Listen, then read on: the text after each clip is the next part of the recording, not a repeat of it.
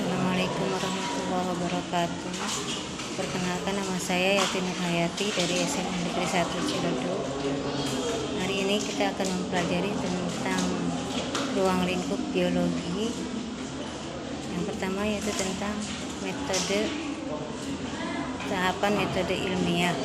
Yang pertama yaitu merumuskan masalah.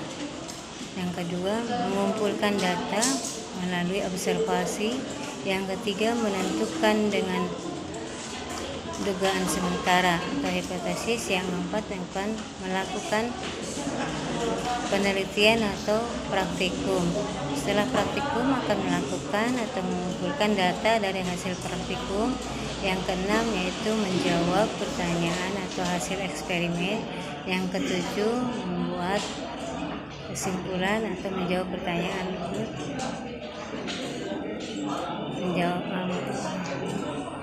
melakukan kesimpulan dari praktikum. Ada juga yaitu sikap seorang ilmiah atau ilmuwan, yaitu yang pertama harus ulet, rajin, pantang menyerah, pantang putus asa, rasa ingin tahu yang tinggi, harus memakai perasaan dan tidak memakai emosi. Ada lagi yaitu cabang-cabang biologi, antara lain botani, tentang tumbuhan, macam-macam tumbuhan, baik tumbuhan tingkat rendah ataupun tingkat tinggi, atau yang berkeping 1 atau yang berkeping 2.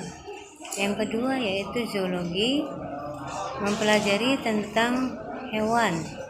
Yang ketiga taksonomi, yaitu kelas-kelas pada tumbuhan atau hewan atau juga manusia. 4 yaitu tentang farmakologi, di mana mempelajari tentang obat-obatan. Yang lainnya yaitu tentang sanitasi, tentang kesehatan, kebersihan lingkungan. Ada juga misalnya dengan kultur jaringan. Kultur jaringan yaitu mempelajari tentang sel-sel pada jaringan tumbuhan. Yang lainnya yaitu tentang organisasi kehidupan, dimulai dari sel, di mana sel yang disebut sel yaitu merupakan bagian terkecil dari suatu makhluk hidup. Contoh dari makhluk hidup antara lain hewan bersel satu, contohnya amuba, bakteri, virus. Lalu ada lagi kumpulan dari sel-sel berjuta sel-sel, yaitu jaringan. Contoh jaringan misalnya pada tumbuhan, ada jaringan parenkim, jaringan gabus, ada juga jaringan sel batu. Itu contohnya. Kumpulan dari jaringan-jaringan membentuk satu organ. Contohnya organ tangan terkumpul dari jaringan epitel, ada jaringan otot, ada jaringan darah, jaringan tulang, jaringan lemak, lalu dibungkus oleh jaringan ikat. Kumpulan dari jaringan-jaringan membentuk organ, contoh organ tangan, kaki, mata, dan yang lainnya. Kumpulan dari organ-organ yaitu yang melakukan satu kumpulan jaringan organ yang bekerja sama dan membentuk satu fungsi yang sama disebut dengan sistem organ. Contohnya sistem organ pada pernapasan, mulai dari hidung akan ke tenggorokan, dari tenggorokan diteruskan ke bronkus, paru-paru. Dari bronkus ada percabangan antara lain bronkeolus. Dari bronkeolus akan diteruskan menjadi alveolus, di mana alveolus yaitu berfungsi sebagai pertukaran antara oksigen dengan karbon dioksida.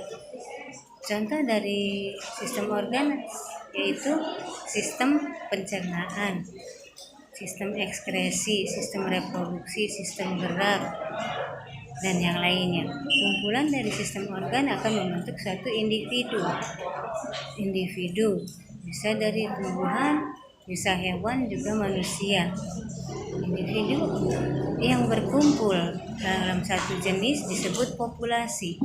Contohnya dalam satu kelas hanya ada perempuan, itu Tapi kalau misalkan individu yang terbentuk dari lebih dari satu jenis yang disebut dengan komunitas. Contoh di kelas ada perempuan dan laki-laki. Ekosistemnya itu adanya hubungan timbal balik antara makhluk hidup dengan lingkungannya. Nah, selain itu ada habitat. Apa itu habitat? Habitat yaitu tempat hidup suatu makhluk hidup. Contohnya habitat hutan. Di hutan ada tumbuhan dan ada hewan. Gitu.